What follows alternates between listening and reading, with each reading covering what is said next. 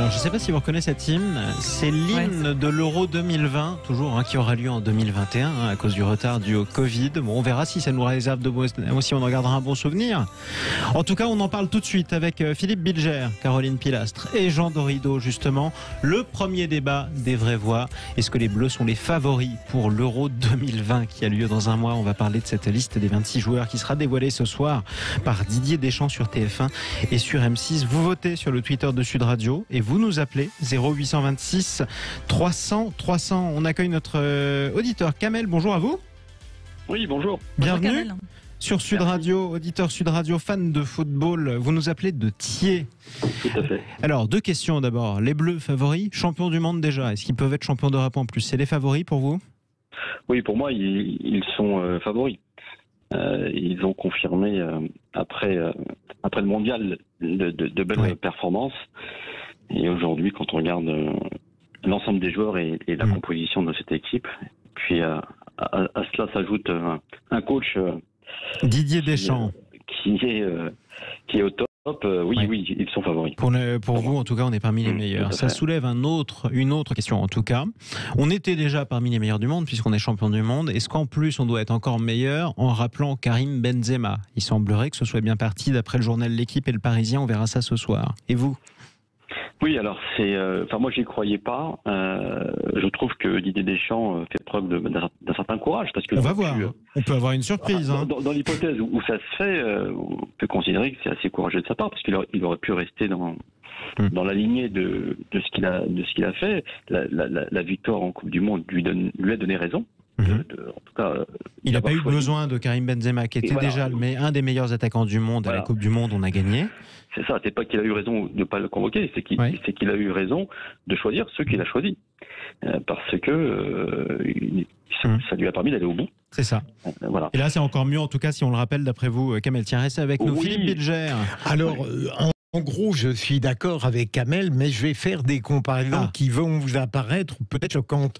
Je trouve que l'équipe de France ne joue pas très bien, de mon point de vue. C'est pas votre style. Elle gagne. Elle gagne grâce à Didier Deschamps et à des joueurs qui savaient exactement ce que l'entraîneur attend d'eux. Deuxième élément, j'ai l'impression que Didier Deschamps va faire venir Karim Benzema, pour qui connaît l'histoire politique, comme François Mitterrand a fait venir Michel Rocard à la fin en disant, puisqu'on m'en parle tellement, je vais voir ce qu'il faut. Vous pensez que c'est un stratagème pour qu'il se plante et qu'il dise, vous voyez, j'avais raison de ne pas le faire? C'est moins grave de le faire venir alors que Benzema apparemment est en pleine forme au Real, et Didier Deschamps, on a peut-être assez d'entendre dire Benzema. On verra ce qu'il vaut. Est-ce qu'il ajoute quelque chose à l'équipe de France? J'ai été frappé, je finis, Jean-Marie, par un sondage. Les Français placent 3 joueurs au premier plan. Loris, Kanté, je peux comprendre, les deux sont intelligents et très discrets. Et le troisième, c'est Pogba, qui est emblématique, qui est très différent des deux autres. Donc les sondages procurent des surprises. Oui, pourquoi pas. Jean Dorido, avec ou sans Benzema? Alors écoutez, c'est une délicate question. C'est oui ou c'est non? Il n'y a pas de demi-Benzema. Pas de politique politicienne, Jean. C'est la plus difficile à laquelle vous ayez à répondre. J'aime bien l'image de Bilger sur Mitterrand et Rocard. C'est vrai que Benzema a quand même une histoire compliquée avec l'équipe de France. C'est vrai qu'il n'est pas très sympathique. Son image médiatique, en tout cas, n'en fait pas un garçon très sympathique. Il incarne un peu vraiment l'archétype du footballeur un peu enfant gâté, pas sympa, contrairement à Mbappé typiquement, qui est adorable. Et du coup, c'est vrai qu'une équipe, c'est quand même une alchimie, c'est une mayonnaise. Deschamps, il a vraiment ce talent de savoir créer, faire ce fameux team building en bon français. Et c'est vrai que c'est un peu angoissant.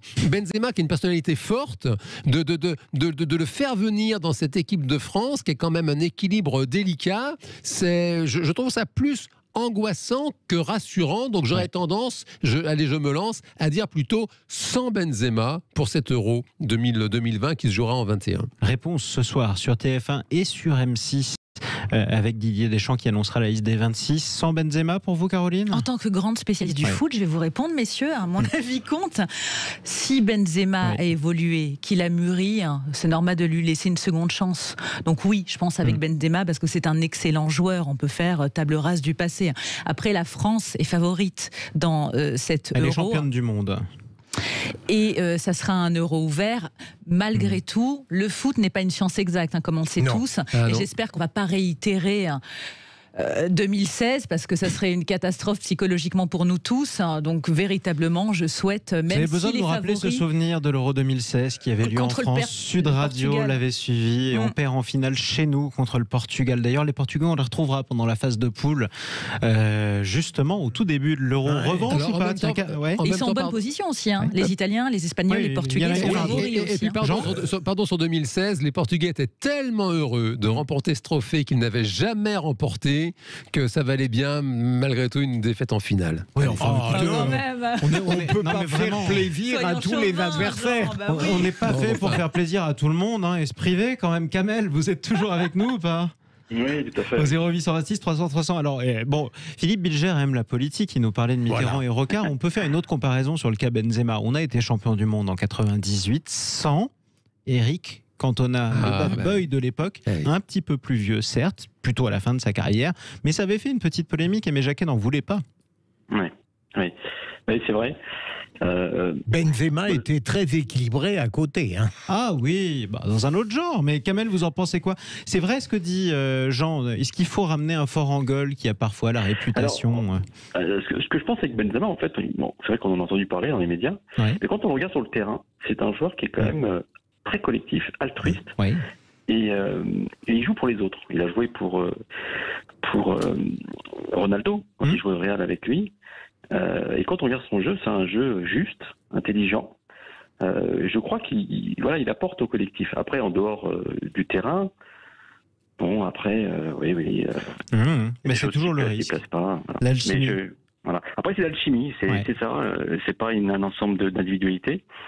C'est est-ce que Didier Deschamps arrivera à intégrer Benzema dans ce collectif-là pour rendre l'équipe aussi performante qu'elle a été pour gagner la Coupe du Monde. Pourquoi pas. Ou encore meilleur. L'histoire nous le dira. Imaginez cette ligne d'attaque, Kylian Mbappé, Antoine Griezmann, Karim Benzema. Je pense que ça va combiner super bien quand on aura le ballon. Après, le jeu de Didier Deschamps, c'est aussi un jeu très défensif et les attaquants, ce qu'ils attendent d'eux, c'est aussi qu'ils défendent très haut. Il saura le faire.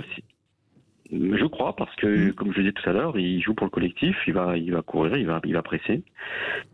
Donc moi, j'y crois, oui.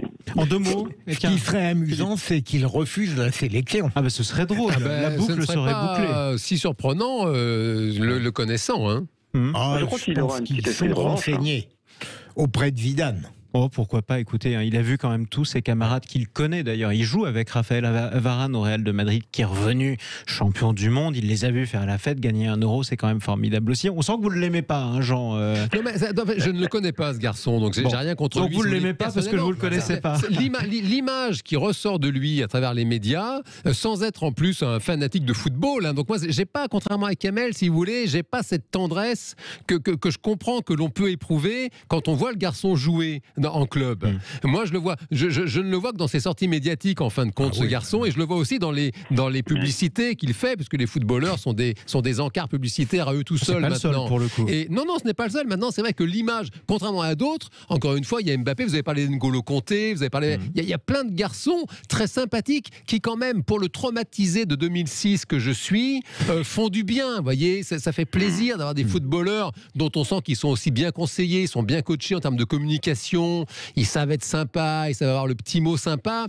Et c'est vrai que d'avoir Benzema qui incarne, c'est vrai, le bad boy, quoi, le type qui n'en fait qu'à sa tête. C'est plus le cas. Philippe Bilger. Tiens, la parole à la défense pour une fois. Parce que j'ai eu la chance de discuter avec un journaliste qui connaît parfaitement Benzema.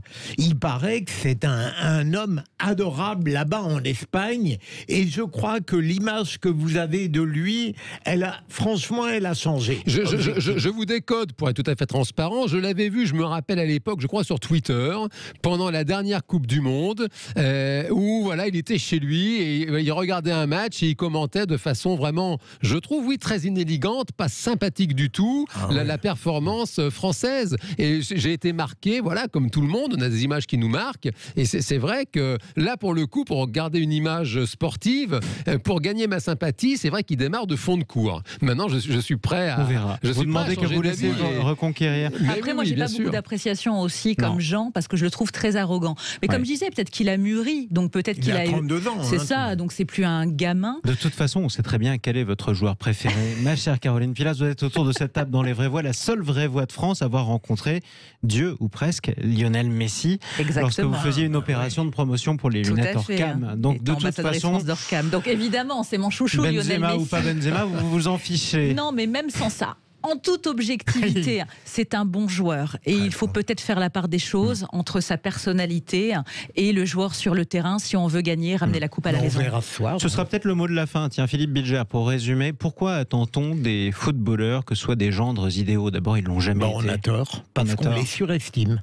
Et combien de fois on leur demande de penser alors qu'ils savent remarquablement jouer avec leurs pieds et avec leur tête? C'est ça, chacun a sa place. En tout cas, on vous posait, chers amis, cette question sur le Twitter de Sud Radio. Les Bleus sont-ils favoris pour l'Euro? Tiens, et pourquoi pas avec Benzema?